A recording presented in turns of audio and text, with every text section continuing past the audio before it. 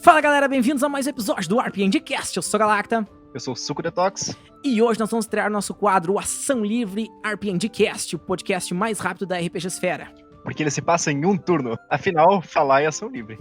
Perfeito, gurizada. Então assim, ó, hoje é um episódio muito especial, né? A gente vai começar com... A ideia desse quadro, na real, é a gente começar com temas que estão relacionados ao RPG, mas na verdade são tangenciais, né? Coisas que a gurizada que geralmente joga RPG tá interessado, tá com vontade de aprender, de conversar. E a gente tem convidados muito especiais hoje, porque o tema de hoje, né, é esportes e artes medievais, né? Artes marciais medievais praticadas no século XXI, nos dias de hoje, nowadays, today, hoje, né? Cara... O que mais tangencial e relacionado a RPG do que literal combate medieval? Pô, quem não quer lá pegar um machadinho, pegar um escudinho, uma espadinha, um arco e flecha, sair brincando com a galera, ou realmente aprender aquelas coisas que são, né, que a gente vê nossos personagens fazerem quando a gente tá jogando RPG, né, e pô, será que a gente pode fazer isso nos dias de hoje? A gente chamou dois convidados aqui pra lá de especiais pra mostrar pra vocês que sim, é possível, né, um deles vocês já conhecem, né, aqui quem tá acompanhando o especial Isolamento sabe quem é ele, né, eu vou pedir pra vocês se apresentarem, vamos começar primeiro pelos da casa. Fala aí, meu querido, se apresente. Beleza, tudo bem, pessoal? Eu sou o Ramoim, ou Ozai. Hoje eu vou me revelar aqui como instrutor de tiro com arco. Eu sou instrutor de tiro com arco já há 6 anos e a gente trabalha com diversas coisas. A gente trabalha em feiras medievais, fabricação de materiais, a gente vai em eventos diversos e também o nosso principal foco é o ensino, né, da técnica olímpica, mas também da técnica tradicional, né? E que a gente tem um grupo de treinos. E é isso aí. A gente é muito feliz fazendo isso e tá uma grande satisfação estar aqui no RPG Quest. Cara, satisfação é nossa, né? E agora nós também temos o Vitor aqui, né, Vitor? Te apresenta aí, fala um pouquinho do que tu faz.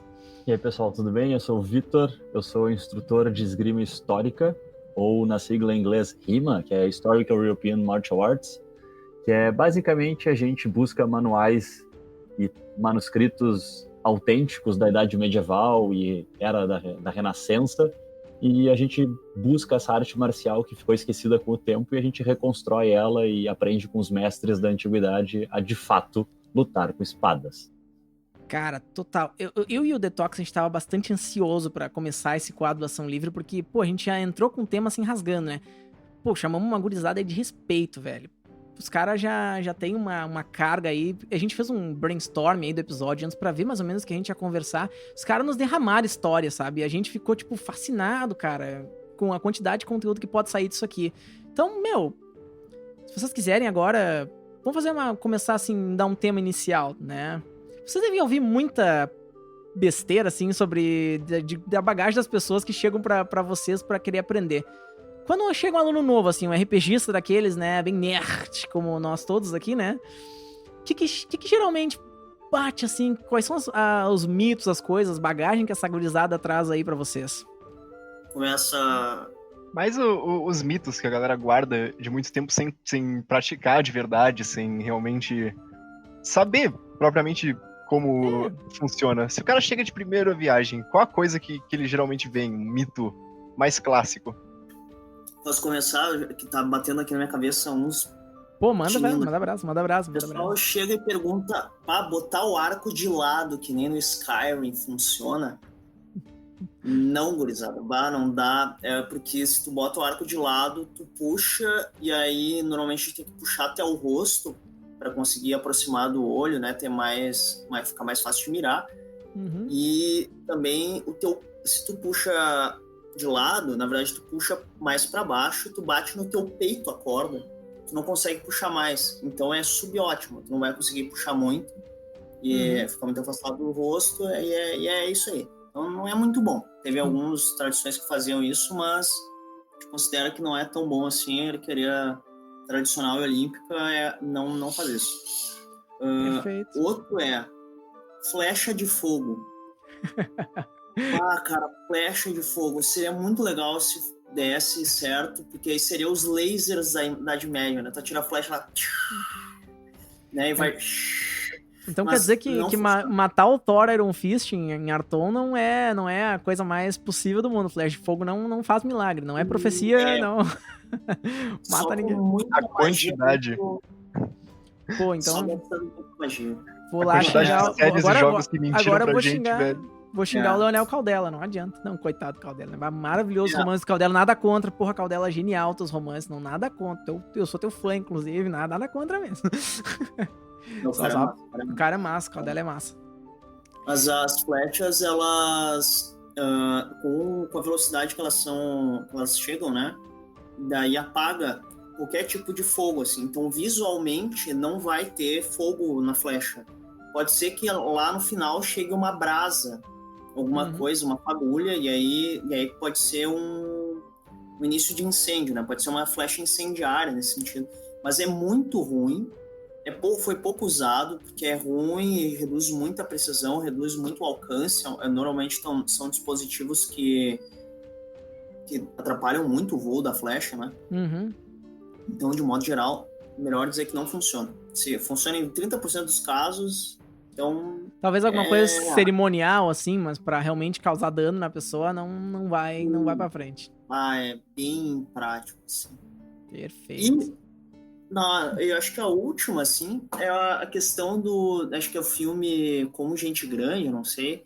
O pessoal atira uma flecha pra cima e aí sai todo mundo correndo pra se esconder da flecha, porque senão eles acham que a flecha vai voltar com mais força e vai matar alguém, né? Uhum. Na verdade, isso também é um mito, assim, com qualquer projetil, né, até com arma de fogo, tem uma coisa complexa, assim, com eles. O que faz a flecha cair é a gravidade. Uhum. Mas a gente tem que considerar também o atrito do ar. O que freia os projéteis, o projetis, é o atrito que eles têm com o ar. Então, se tu atira para cima, a maior velocidade possível que a flecha tem é quando ela sai do arco, né? Uhum. Quando tu atira para cima, ela vai lá para cima, ela vai perdendo força por causa da gravidade e vai perdendo força por causa do ar. O ar vai freando ela. Uhum. Ela chega lá em cima, e quando ela desce, a gravidade puxa ela, ok, um tempinho, mas vai ter um momento em que o atrito e a gravidade vão se cancelar, na verdade, e ela só vai continuar caindo porque é a lei da física, né? Um corpo continua, mesmo com forças resultantes nulas, mesmo assim ele continua em movimento aquele que ele estava no início. Vai chegar numa velocidade máxima que não vai ser muito perigosa. Então quer dizer que para aprender arco e flecha a gente tem que saber física também? Olha, ajuda sim, porque a gente tem que...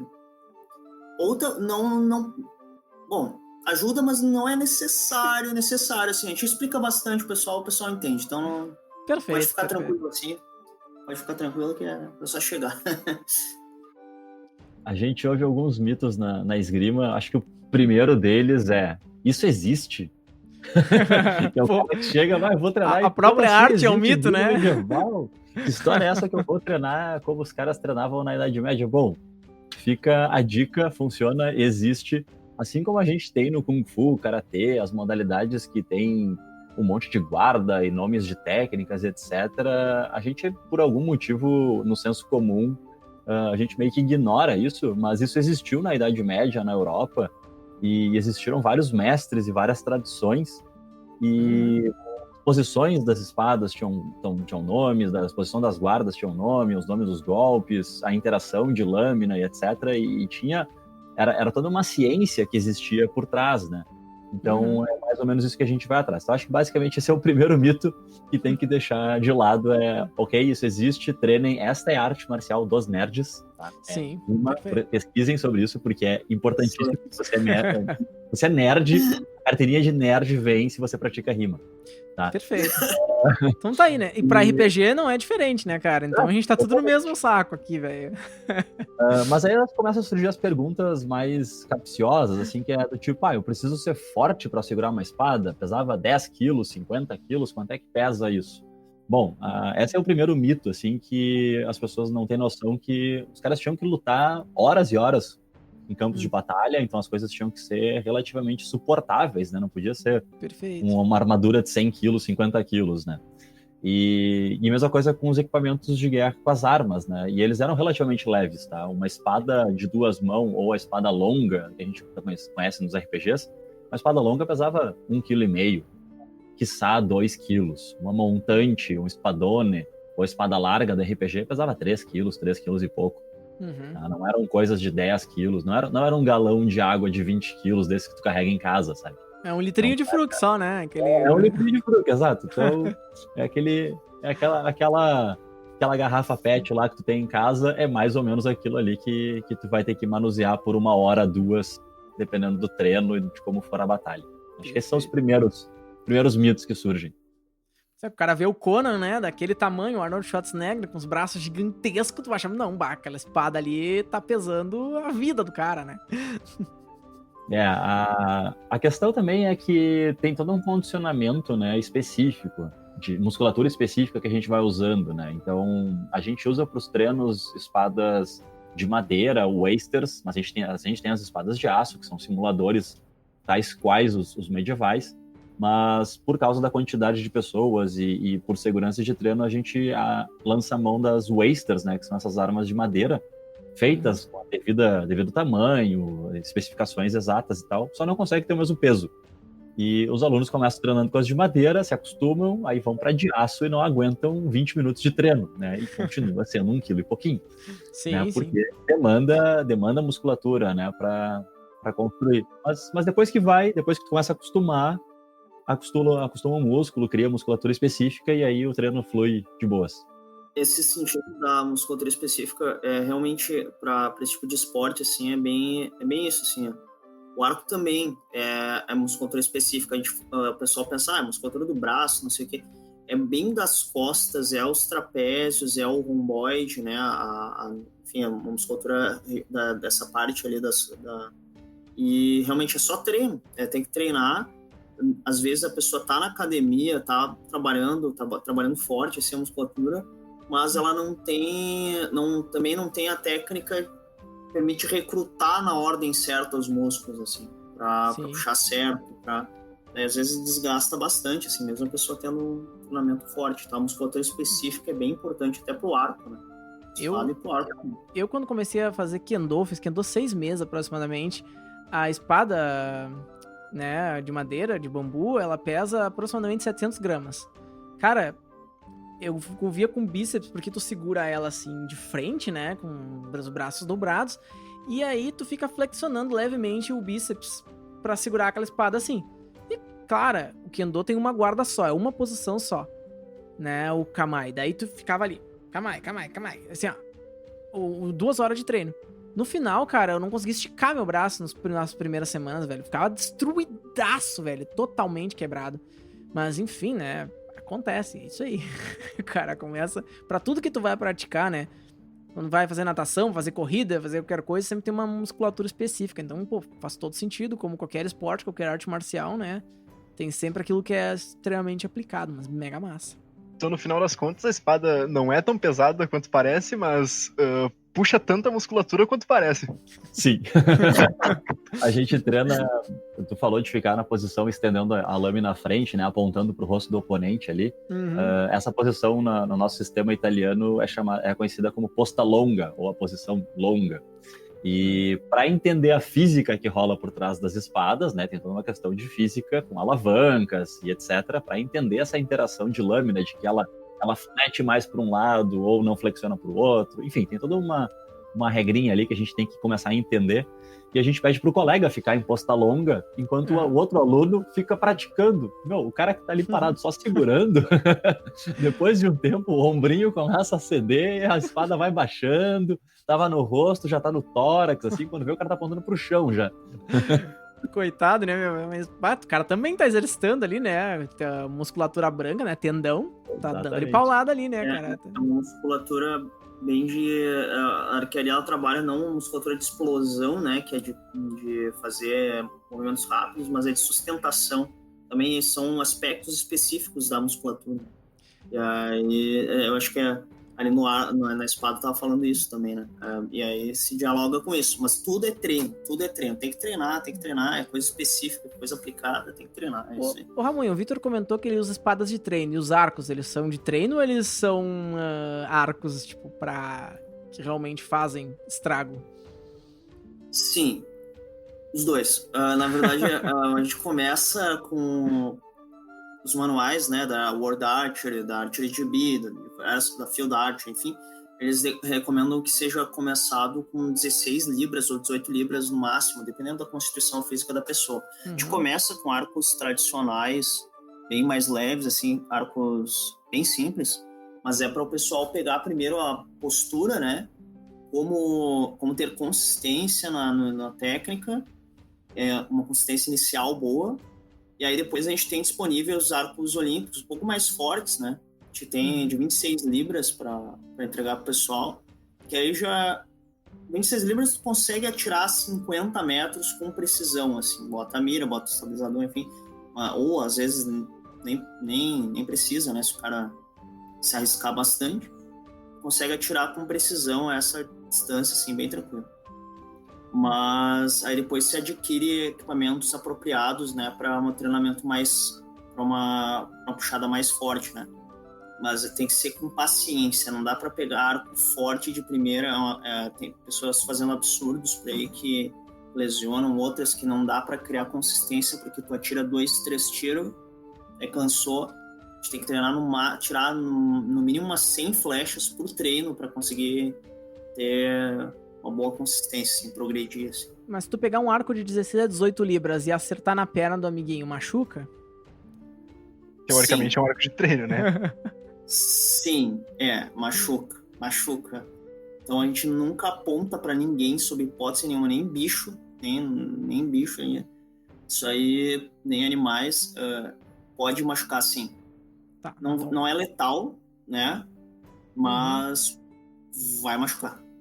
As pontinhas também são afiadinhas. As pontinhas das flechas são afiadinhas. E se pegar num olho, pode machucar muito, né? Então tem que sempre. Muito.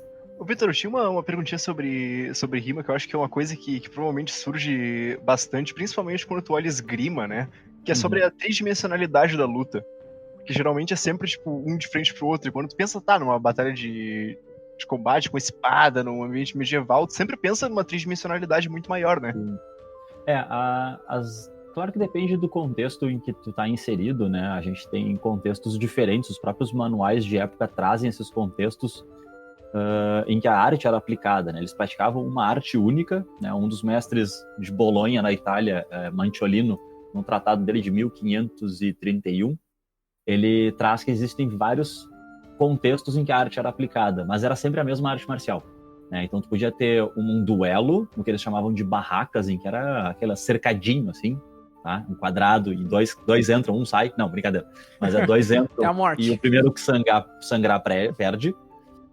Existiam duelos até a morte, obviamente, mas o mais comum era o duelo até o primeiro sangramento, né? Até o primeiro sangue, First Blood. Mas isso em questão de duelo, tinha questão de campo de batalha, tu tinha torneios, tu tinha a própria sala de treino, aquilo é um contexto diferente, tu tinha a tua prática solo. Então existiam várias modalidades de treino em que a arte era aplicada e a gente sempre adapta a arte para aquele contexto, mas ela é uma arte só, vamos dizer assim, que a gente aplica ela nesses contextos. O que acontece na esgrima é que, como ela é um esporte e aquelas armas são orientadas 1 a 1, tu ignora o contexto de duelo numa barraca em que tu tem 5 por 5 metros, entende? Ou 10 por 10 metros, em que eu tinha um espaço para trabalhar e eu podia explorar aquele espaço. Como a esgrima olímpica ela é uma esteira, né? Ela acaba tendo essa unilateralidade, né? Unidimensional, né? E as armas eram diferentes. Se eu luto com uma espada longa, eu tenho um backswing da arma, ela tem todo um movimento em 360 graus que tem que ser incorporado, eu tenho que buscar ângulos diferentes para achar alvos diferentes, então tem muito passos laterais e movimentos ao redor do oponente, não só em linha reta, né? Então vai depender da arma que vocês estiverem usando. Se eu estiver usando uma espada de duelo, tipo uma rapieira ou a roupeira, como é chamada, que é o jogador, o lutador fica completamente de perfil, lutando 1 a 1 né, que vira uma folha de papel quase um contra o outro, ou 2 caras com espada longa, ou até montante, que são armas de extremo movimento, né, amplos de 360 graus. Então, varia da arma, varia do contexto, mas é algo que tem que ser explorado, né? Tem que ser trabalhado todos os contextos, né? Se tu quer ser um artista marcial completo, tem que explorar todos eles. Cara, então vamos passar para um tema aqui que... Tema aí polêmico, mas já vamos inserir porque eu acho que é muito importante a gente também dar contextos sociais, né, pro Ação Livre, porque, enfim, a gente faz aqui pra tangenciar mesmo, pra conversar. Cara, a gente sabe que essas coisas de nerd, né, nosso mundo nerdês, né, essa coisa, foi sempre muito machista, muito dominado por homens, né, na sua grande maioria. Como é que é a adesão de mulheres aí no esporte de vocês, nas artes marciais de vocês? Porque assim, ó, o RPG a gente tá vendo que é um movimento que, felizmente, começou a se pluralizar bastante, assim, especialmente a partir desse último boom de 2010 pra cá, né, com a internet, com tudo. Muitas mulheres começaram a aderir, começaram a jogar, felizmente transformou, né, essa nossa prática nisso. Como é que funciona isso no esporte de vocês, nas artes marciais que vocês praticam? Tem bastante mulher? Como é que funciona? Pra mim, assim, tá bem diverso, assim, tem, na verdade, de fala homens e mulheres, é 50%, 50%, assim, tá bem parelho. Daí, também é bem diverso em diversos sentidos, né, o pessoal tem diversas orientações, tá lá, tá bem feliz, a gente eles se sentem bem acolhidos, e assim, é um esporte muito inclusivo de fato, né? Os arqueiros olímpicos, homens e mulheres, eles têm exatamente o mesmo desempenho, assim, é pouquíssima diferença de desempenho, de média de desempenho, assim, é muito, muito parelho. Então, isso realmente não é o limitador, assim, o esporte em si. Aí o contexto seria o limitador. Então, a gente trabalha a fundo para que esse contexto seja o mais acolhedor possível. E eu acho que tá dando certo. Pô, mega massa. É que a gente pratica a pergunta idiota, a mulher pode praticar, a mulher deve praticar, né? A gente tá pensando nisso tudo. É. E, cara... Qualquer deve praticar. Mesmo pessoas com PCDs, né? Pessoas com necessidades especiais, enfim. A gente também trabalha para isso. Tem arquearias, tem formas de pessoas com deficiências visuais treinarem arco. A gente tem como acolher as pessoas, sim, para treinar. O pessoal pode não enxergar e praticar a arquearia, sim. Né? Tem sistemas de stands de miras táteis, né? Uma experiência que todo mundo vai poder sentir aquilo que é acumular energia no arco, né? Transferir para a flecha e acertar exatamente onde tu queria, né? Sei lá quantos metros de distância. É uma satisfação muito grande, assim. E no Rio... Pois é, na esgrima a gente tem um problema um pouco maior, né, nesse aspecto, porque a arte marcial em si, né, artes marciais em si já são um ambiente um pouco hostil e intimidador para qualquer um que não pratica aquela arte marcial. Para uma mulher entrar numa sala com um monte de cara lutando, pode ser jiu-jitsu ou outra coisa, já é um pouco intimidador.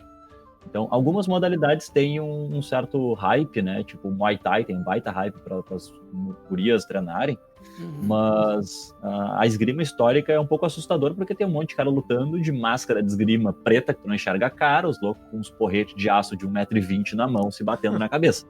Então, acaba sendo extremamente intimidador. Então, a primeira coisa é te informa sobre, vai conhecer o lugar, porque certamente os ambientes são inclusivos para as mulheres, para todo tipo de pessoa, porque a gente quer ter esse contato, a gente quer ter outras pessoas diferentes treinando e não só aquele mesmo tipo de gente daquele grupo, né?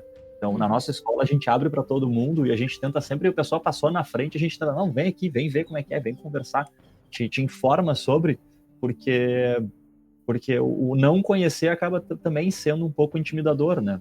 Então, a gente acaba tendo um pouco mais de dificuldade. Mas, mesmo assim, nesses 4 anos que a gente tem de escola, a gente sempre teve pelo menos uma aluna treinando com a gente, o que é muito legal. A gente tem um grupo, sempre chegou, o máximo que a gente teve foi em torno de 30% dos alunos serem gurias, mas a gente sempre teve pelo menos uma presença feminina nos treinos, o que é muito legal. Que massa, cara. Nesse sentido, eu vi vários materiais assim que mostram que, na verdade, a esgrima o imã, na verdade, ele é bem inclusivo, né? Porque, na verdade, é muito a destreza mesmo, é técnica de mão e a eficiência altíssima, mesmo com diversidade de corpos. Claro, ter força ajuda, né? Mas realmente é mais dependente da técnica, da destreza, assim, do que... Sim, mais com ou menos certeza. nesse sentido, né? Tem uma instrutora de uma academia que é seria a nossa matriz, em que ela fez um estudo todo sobre como a anatomia, a diferença dos ângulos de carga, abertura de pelve e a anatomia do corpo, diferenças entre o corpo masculino e feminino, ajudam dentro da esgrima histórica, em que algumas posições de mão ficam mais fáceis para as gurias fazerem do que para os guris fazerem. O jogo de pés, alguma coisa fica mais fácil, mais difícil. Então ela fez todo um estudo sobre isso, porque é a forma que nós também temos, nós como instrutores, quando a gente recebe uma aluna, de eu conhecer melhor a anatomia no sentido de qual é a diferença prática que eu vou ter para ti, aluna, para tu aprender comigo, de alguém que não entende nada do assunto. Então eu tenho que ter essa ajuda na receptividade, eu chegar e dizer, olha só, esse ângulo de mão aqui fica melhor para ti, fica mais fácil, então essa posição, de repente, vai te beneficiar mais. E aí ela consiga extrapolar um monte isso que o Ramon está falando, que é esse domínio da técnica, ela consiga fazer a partir do corpo dela, né? E é o que a gente tenta fazer com todos os alunos na prática, né? Não só com as gurias, mas acaba tendo uma atenção especial porque sim, né? Porque tem que ter. Perfeito, perfeito.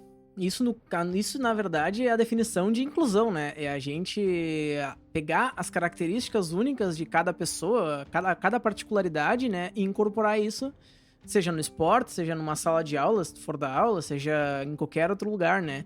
É tu sempre incorporar pra todo mundo tá fazendo a mesma coisa, respeitando as suas particularidades. Cara, isso é bem a fuder, isso é bem freiriano, inclusive, né? Uma coisa, tipo, a emancipação do indivíduo através da sua própria individualidade. Cara, mega massa. Esse é o tipo de coisa que dá gosto de ver, né, a galera trazendo pro seu esporte. Pô, 100%. A gente trabalha, cada um tem os seus objetivos, né? A gente pergunta para o que te traz para a arqueria, né? Aí alguns dizem, eu vi o filme, eu vi o esporte olímpico sendo aplicado, né? Eu joguei, eu não sei o quê. Aí, onde tu quer chegar com isso? Eu quero atirar por prazer, eu quero competir, eu quero ser o melhor do mundo. Enfim, daí a gente sempre tem que levar em conta a pessoa, né? Aquilo que são os objetivos das pessoas, ver o que traz satisfação para elas na prática, né? Então é por aí, né? Acho que daí a gente levando em conta qualquer um, né? As suas singularidades, todo mundo se satisfaz, todo mundo alcança seus objetivos. Exato. A gente faz essa pergunta também para os alunos, até para saber qual é o grau de comprometimento que eles querem, qual é o grau de imersão que eles querem, né? Até onde eles querem entrar nesse rabbit hole, né? Que eles querem entrar nessa seara aí. E que nem o Detox falou, o cara viu o Conan. Não é bem Conan que os nossos alunos vão ver. Eles viam Game of Thrones, viam Witcher, né? E acabam chegando pra gente com isso. Algumas cenas bizarras de luta de espadas do Game of Thrones e do Witcher, mas deixa pro final isso. O Conan é mais pra gurizada um pouquinho mais de antes, assim, né? Um pouco mais antes. Mostrou idade. Mas a galera que chega pra treinar com a gente sempre faz essa pergunta que nem o Ramon fala, pra tu saber, ok, tu quer treinar pra competição, eu vou ter outro nível de intensidade com esse aluno. Eu vou treinar porque eu tenho muito interesse em história, tem um monte de alunos nossos que são historiadores, tem gente que é PhD em história que treina com a gente, e os caras estão interessados em, sabe, debruçar sobre os livros e entender melhor o contexto e de onde é que surgiu esse termo específico que o cara usou aqui. Então, cada aluno, ele dá um direcionamento para o seu treino, né? Não é nós que vamos chegar e dizer, não, tem que ser isso aqui, você tem que treinar tal e tal coisa. Não, isso aí morreu 200 anos atrás, cara. Então, tem que estar atualizado, né? Isso aí para tudo. Perfeito. Mano, concordo 100%, tem como dizer que não, né? Aproveitando esse gancho histórico, assim, de coisas, né, de inclusão e tal, mas mais essa questão histórica. Tem uma pergunta pro Ramoim que me vem na cabeça, sabe? Porque a arquearia é, né, como é que é? Uma radiação adaptativa, né, cara? Não é inventada em vários lugares, ela vem de um lugar só e ela se expandiu pro mundo inteiro. Mas a gente sabe que diferentes culturas no mundo têm arcos e flechas e tipos de arco e flecha diferentes. E eu fico pensando que a cultura indígena, né, especialmente da América do Sul, também usa arco e flechas direto pra caçar. E como é que é isso? Tu tem algum conhecimento Sim. sobre arco e flecha daqui? Adorei a pergunta, assim, porque na verdade, entre povos tradicionais, assim, não existe a arquearia aquela que presta, né? A gente não pode dizer isso porque é muito específico de cada região, de cada contexto que os povos se encontraram, porque depende, determinadas artes, né, de arquearia se desenvolveram a partir dos materiais disponíveis da região, em primeiro lugar, para depois pensar em estratégias de acordo com o tipo de caça, o tipo de combate, né? Por exemplo, os arcos sul-coreanos, né, os arcos da Coreia também, assim, eles são arcos extremamente leves e com flechas extremamente leves, né, que disparam longas distâncias, né? Enfim, porque eles têm lugares muito montanhosos. As guerras deles eram feitas em fortes em diferentes montanhas da Coreia. Então, daí eles tinham um tiro de longa distância. Eles treinam sempre a longa distância, né? Normalmente é um tiro de longa distância. Eles desenvolveram e eles desenvolveram com chifre, com madeiras de lá, com colas, né, naturais, com seda, enfim, para fazer a corda, enfim, são coisas que tinham lá, né? Aqui no Brasil, né, o que a gente tem? Né? Normalmente os povos originários, eles caçam muito em zonas de floresta densa, né? Não é um bosquezinho europeu. Aqui é mato de verdade. Isso aqui é Vai esbarrar em alguma coisa a porra da flecha, né? Sempre assim. Exatamente. Tanto vira noite. Por isso, nós temos... Então, como eles não tinham metal também, e acho que eles sabiam fazer ferramentas de pedra, mas talvez para flechas eles não faziam tanto. Então eles, para ter uma flecha pesada o suficiente para não se desviar no meio das folhas e penetrar bem a caça, né? Não tinha metal, então eles usavam flechas grandes, de haste bem grande e de ponta bem grande, né? De madeiras densas. Isso é uma coisa que a gente tem aqui. A gente tem madeiras muito boas para fazer tanto arco quanto flechas. Coisas que os orientais não teriam. Assim, para fazer um arco muito bom, assim, de uma madeira só. Nós temos ipê, nós temos as palmeiras, tem diversos... Os nossos povos aqui, principalmente do Nordeste, ali em São Paulo também, eles usam muita madeira, muita palmeira, aliás, né? Tudo isso para aquele contexto deles, né? Então, na verdade, eles são muito bons arqueiros, assim. Os povos que mantêm as suas tradições, assim, eles são muito bons arqueiros. Eles têm consistência, que a gente chama na arquearia ocidental, assim. Eles têm uma técnica que eles repetem, eles fazem o melhor que eles podem com aquilo que eles têm e funciona. Funcionou e até hoje muitos Tanto ainda é que, praticam, né, assim. Então, em natura eles caçavam e faziam isso com arco e se funcionou é porque funcionou, né? Guerra entre si também. Sim, exatamente. Se funcionou historicamente é porque funcionou, é porque serve, né? Porque é importante para aquela cultura, né? Então, eles eram muito bons. Eu tive contato com o acervo do Museu Júlio de Castilhos aqui. Eu dei uma época uma oficina muito legal que era Arquearia, História e Prática lá. E os caras têm uns arcos que são uns cabos de enxada de grosso, assim, é enorme. Daí o cara olha, isso aqui deve ter o quê? Uma puxada de 90 libras. Isso aqui é um arco inglês, né? O famoso arco do arqueiro inglês lá, que puxava não sei quantas libras, enfim. É isso aí, nossos índios, eles tinham essa força aí, eles usavam técnicas que eram semelhantes, assim, para não digo no objetivo, né? Mas é o mesmo nível, né? um nível parecido, um nível Isso é aproximado. uma vibe muito Armas, Germes e Aço, né? Aquele livro do Jared Diamond, pra quem não conhece, é um livro que pensa numa teoria ecológica pra explicar diferentes desenvolvimentos de povos em diversos lugares, né? Que cada povo só se desenvolveu de uma determinada maneira, que no ambiente ao entorno dele ele tinha tais e tais recursos, né? Cara, e o arco e flecha não podia ser diferente. Isso é legal, porque é uma coisa só, surgiu em um lugar, se irradiou pra diversos lugares diferentes.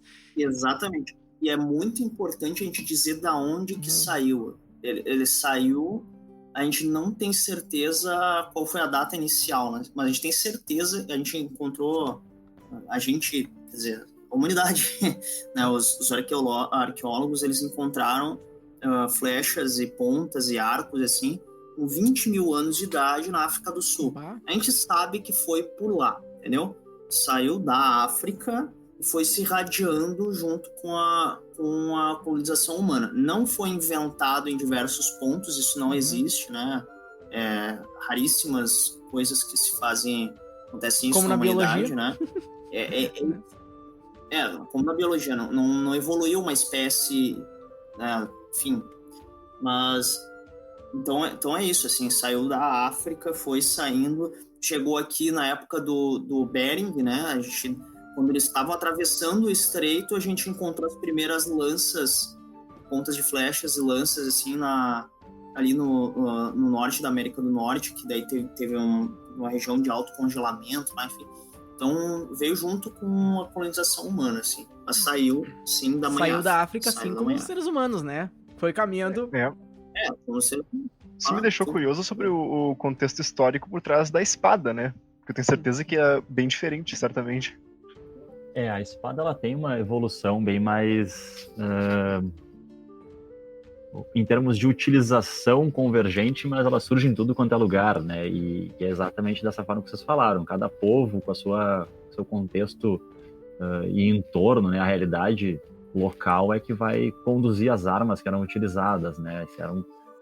Então, a espada acaba tendo um boom de evolução. A espada europeia, no caso, essa que a gente conhece muito dos RPGs, ela evolui muito depois que começam a surgir as armaduras de placas.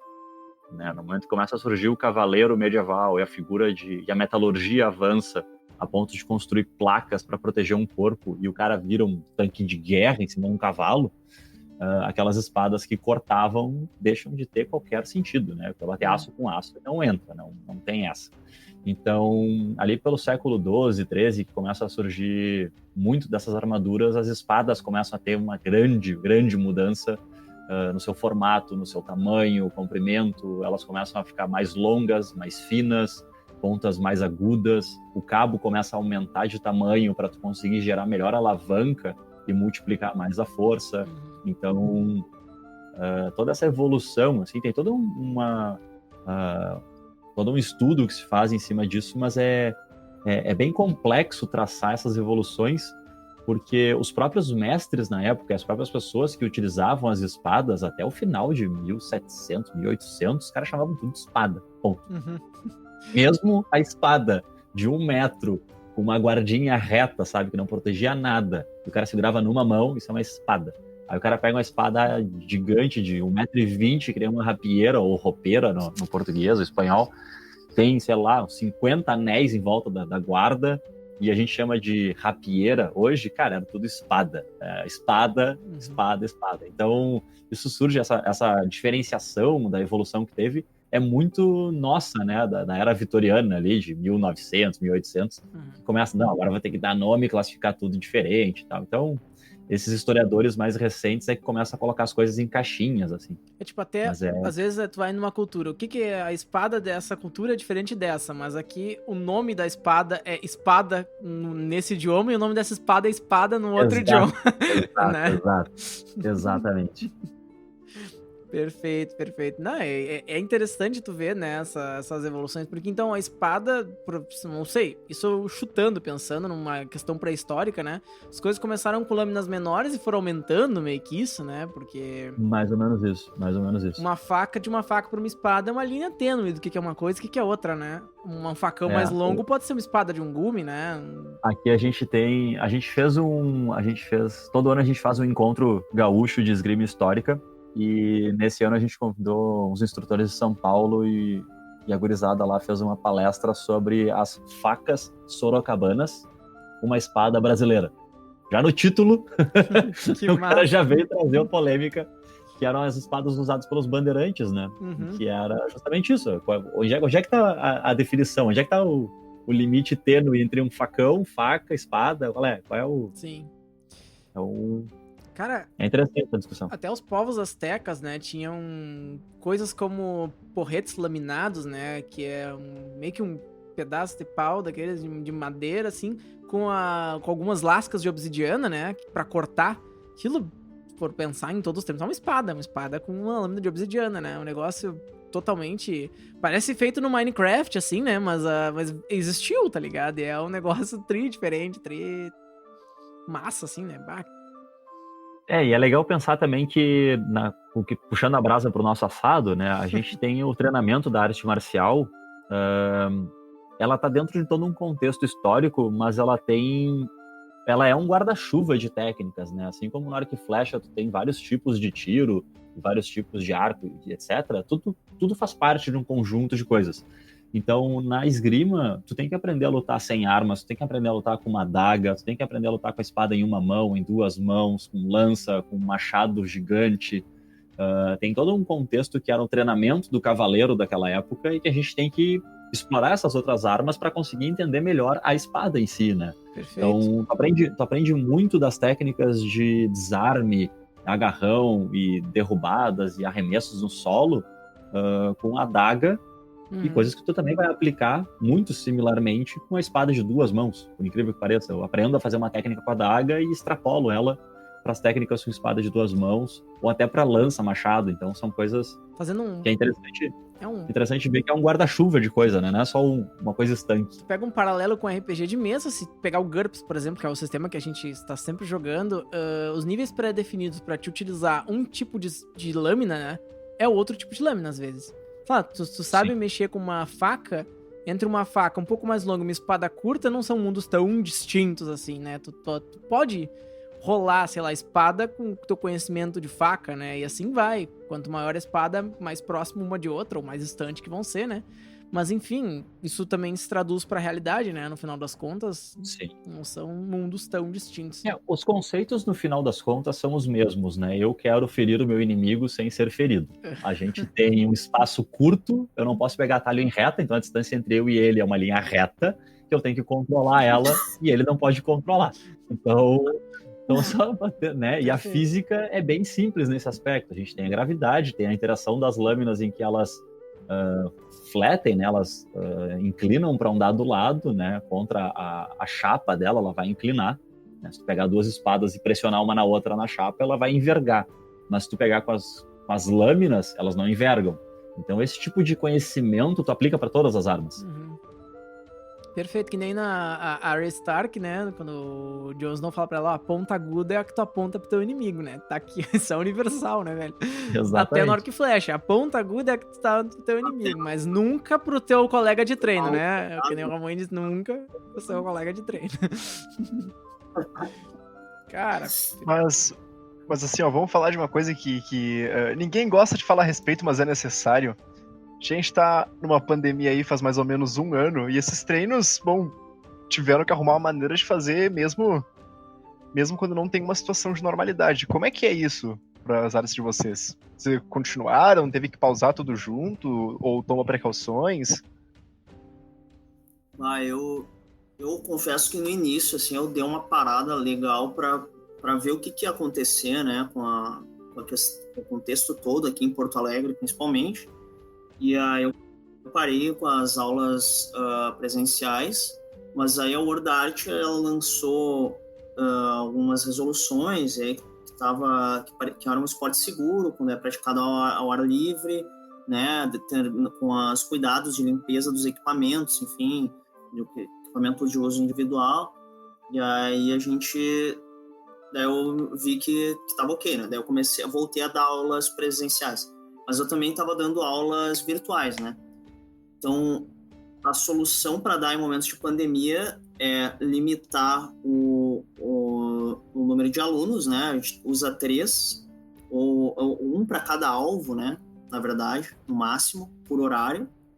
Se mais, aí eu tô fazendo pessoas da mesma família. Normalmente eu tento não cruzar os grupos, né, de convívio. Eu acho que é mais seguro. E os equipamentos sempre higienizados, né? Tô sempre higienizando com álcool. Tem um sprayzinho lá, fico o tempo inteiro obsessivamente higienizando. Quase hipocondríaco.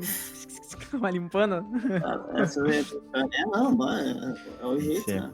Porque se alguém, eu penso assim, se alguém por acaso se contaminar da minha prática, né, do meu, eu não vou conseguir viver com isso, eu me senti muito E pensar mal. que tem gente que anda sem máscara na rua, velho. Eu só queria poder andar na rua sem medo de morrer, velho. A única coisa que eu queria. Eu guardo pensando nisso. Tem um cara que anda ali sem máscara, tranquilo, de boa. Meu Deus do céu.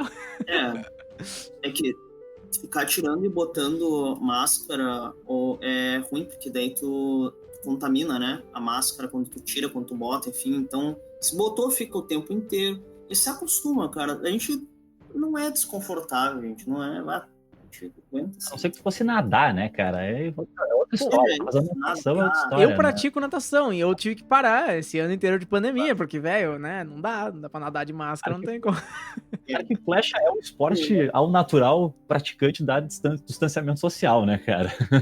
Então, assim, é só seguir as normas, né? Brincadeiras à parte. Mas eu fiquei esperando pra ver o que ia acontecer, senão...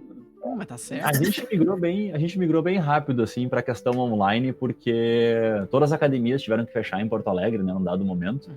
E até foi antes da normativa da prefeitura, a gente conversou entre nós, assim, e decidiu vamos ser responsável, né? Não vamos fazer coisa mal feita, assim. E a gente migrou. Foi bem.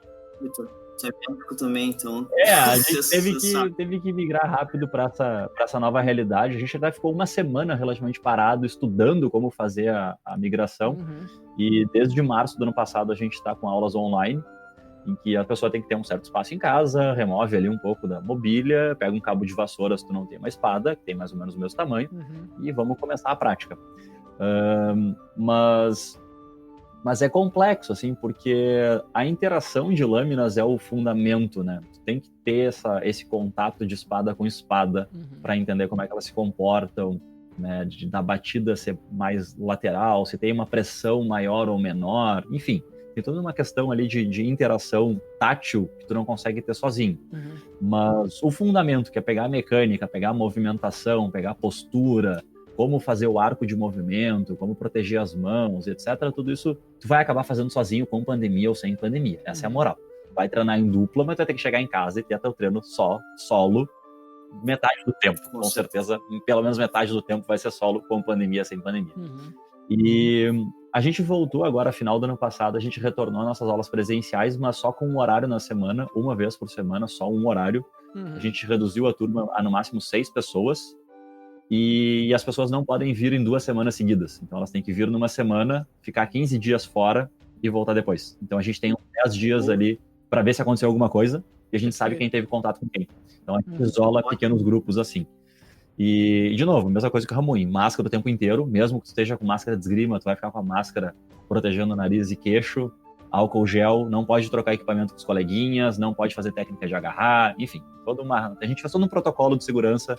Sim, e a gente tem que simplesmente ignorar esse desconforto e vai ao jeito que tem por enquanto, aceita que dói menos e vamos praticar, essa é a moral. É maneira de praticar o cardiopulmonar também, né, velho? Porque tu tá... E tem que ser responsável, né? Não adianta a gente querer fazer um treino e...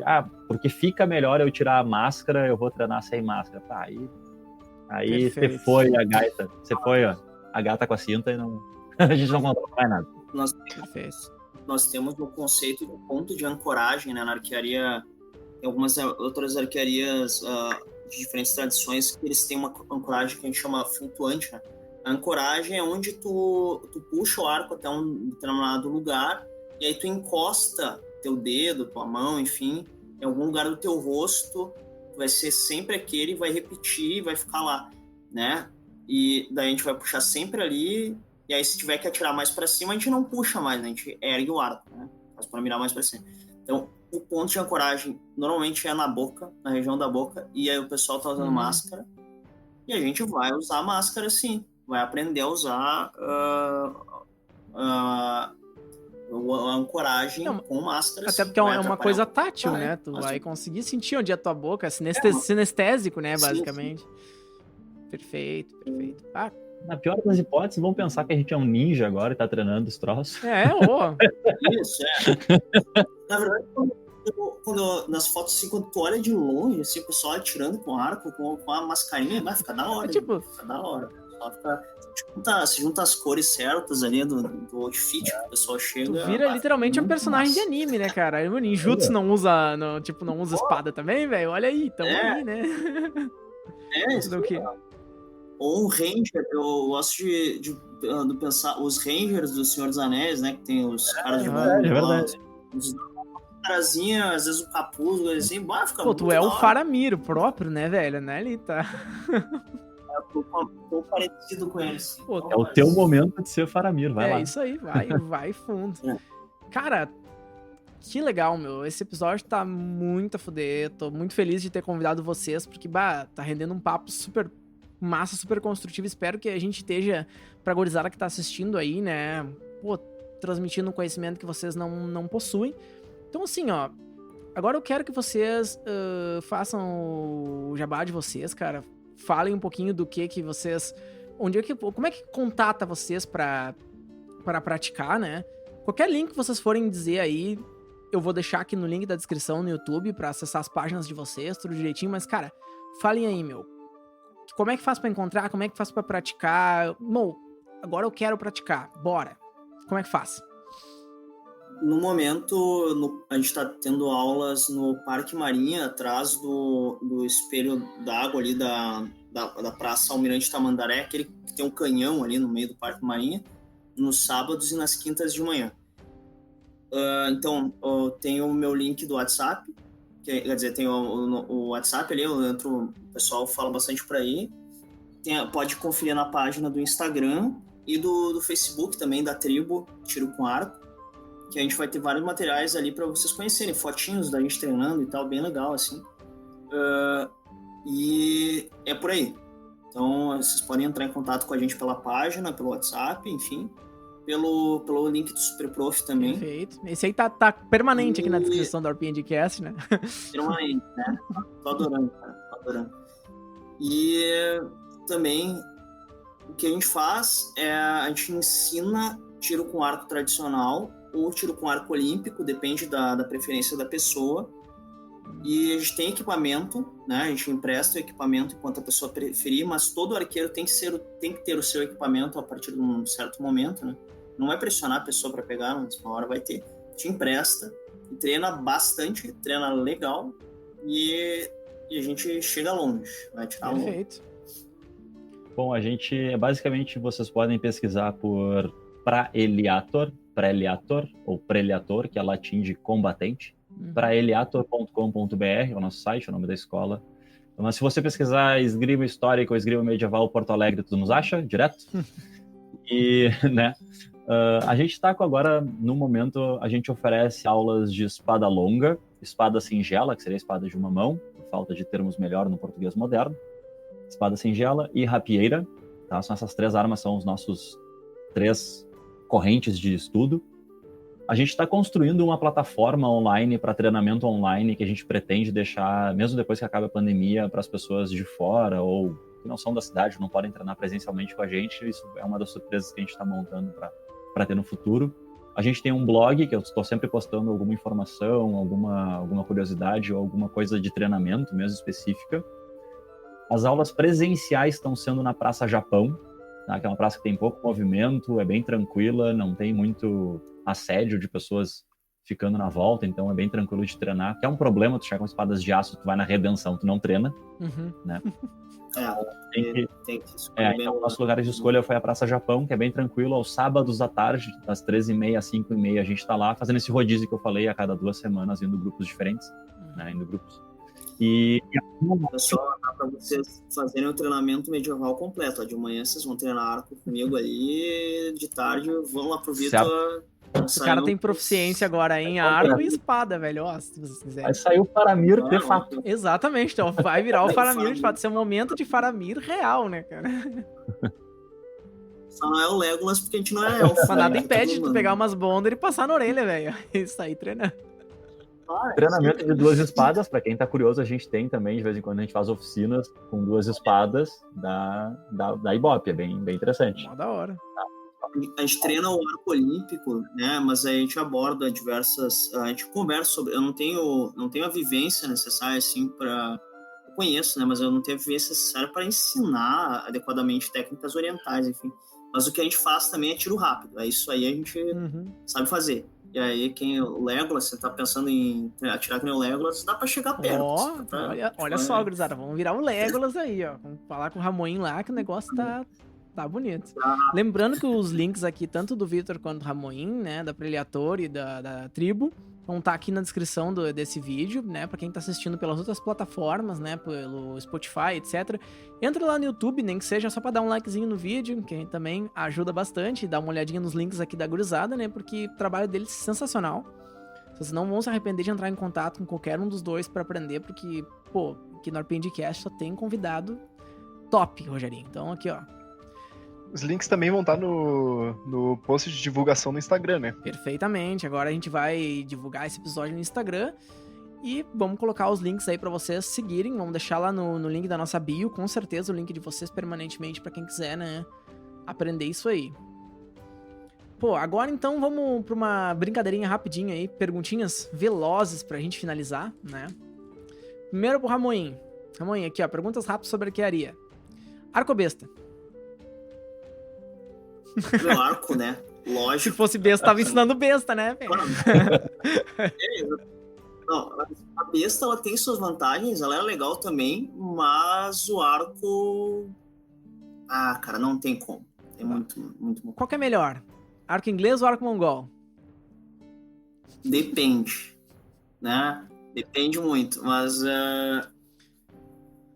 eu sou mais do arco inglês, assim, eu chego mais É para aquele lado.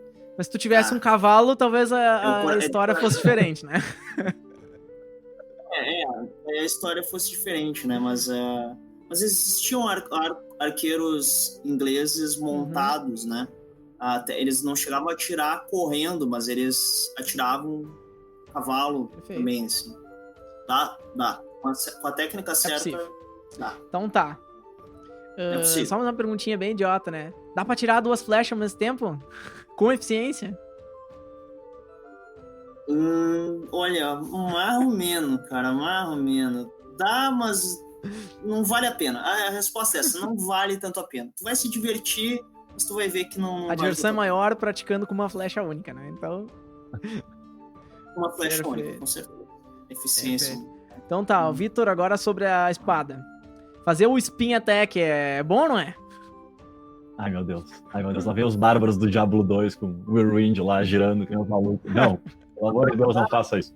Tem um mestre que deixa bem claro que movimentos exagerados e amplos são desnecessários e que a gente deve evitar ao máximo. Né? E Geralt mentiu pra mim. Geralt mentiu pra ti. Né? E é importante lembrar que 99% das artes marciais vão advogar tu nunca virar as costas pro teu oponente, né? A não ser que tu esteja num combate que são vários caras, várias pessoas, aí sim tu vai querer fazer um spin, mas mais pra golpear um, girar, golpear o outro, girar, golpear o outro. E aí tu criar um perímetro, né, de proteção. Mas não, tu não cria momentum de espada dando um spin e pulando na direção do teu oponente. Sabe? não, Tu cria não um faça. momentum pra tomar uma espadada no estômago, provavelmente. Porque tu erguia para fazer o spin, eu te soco na cara e acabou o duelo. Perfeito, né? Vai ser o first e o last blood da pessoa, né? Exatamente. Ok, agora outra. Guardar a espada nas costas pro combate é prático, é bom ou não é? Pra quê? Prático e bom são perguntas capciosas. Não sei, cara, vai do teu gosto. Não tinha muito isso, era na cintura. Espada longa, essas espadas de 2 mãos que a gente vê direto, eram normalmente carregadas fora do cinto, carregada na mão, ou carregada que nem um rifle, né, apoiado no pomo e a ponta apontando pra cima, que nem um rifle militar, ou segurando pela lâmina, na bainha, segurando pela lâmina ela no lado e sacando direto, sem estar presa no cinto. Tem como colocar nas costas? Tem. Precisa? Não. Essa é a moral. Perfeito. Vai ter como sacar ela tem 1 metro e pouco pra tu sacar, tu não vai ter a envergadura de mão pra fazer isso, tu vai ter que fazer uma bainha especial pra tuas costas. Não vale. É que nem as 2 flechas ali, não vale. É divertido, mas vale a pena. Perfeito. Então tá, gurizada. Pô, acredito que seja isso, né? Dizer que esse episódio é um oferecimento da Tribo Arqueria de Porto Alegre já é desnecessário, porque ele já fez o jabá dele, né, Ramon? Então, cara, agradeço, pô, imensamente. Espero que vocês tenham curtido tanto quanto a gente ter feito esse episódio aí sobre as artes marciais e esportes medievais. Pô, eu curti demais. Espero que a gurizada de casa também esteja curtindo, né? Quer falar alguma coisa, Tox? Eu acho que é super divertido, velho. É difícil não curtir quando você tá coisado nesse mundo. Eu não sei vocês, mas eu me divirto tanto quanto o público escutando essa. Pois é, cara. A gurizada tem tanta, né? Tem tanto pra contribuir que a gente fica, pá, que a fuder, cara. O cara quer, porque, cara, a gente joga RPG, né, meu? Que não sonhou em pegar uma espadinha, pegar um arquinho, botar nas costas. Tem um arco, eu tenho uma espada, eu saio por aí me divertindo. E, pô, é possível, cara. É possível. Os caras estão aqui. E faz diferença depois do teu roleplay, né? Se tu treinar a esgrima e treinar o arco, tu entender como essas armas funcionam na real, de verdade, assim, de fato, treinando com armas de verdade, tu volta pro RPG com outra perspectiva, com outra interpretação, é outro cuidado no personagem. Vale a pena. Tu vai narrar o teu golpe, com muito mais precisão, né? Pô, muito massa. Quando a gente joga com o Ramoinho aí, tá na mesa, a gente sempre vai falar de arco e flecha, a gente, ó, o cara deu um tiro assim, né? O cara fez uma esquiva recuada, o cara, ele não tem como esquivar pra projétil, né? O cara começa assim, ó, esquivar pra trás pra projétil, né? Começa já. O cara é... Assim, tem seu lado bom e seu lado ruim, né? Mas, cara, é super engraçado, rende cenas ótimas, cara, mas... Pô, agradeço demais vocês, obrigado de coração por participar, a gente tá obrigado pelo convite. Pô, sempre, né, cara? Te agradeço. Foi muito bom. É muito bom falar sobre isso, assim, ter um espaço pra falar. O espaço é de vocês. Isso é muito bom. Então, legal. Cara, é isso aí. Acredito que seja isso aí pra quem tá ouvindo. Eu sou Galacta. Eu sou o Suco Detox. Um abraço e boas rolagens.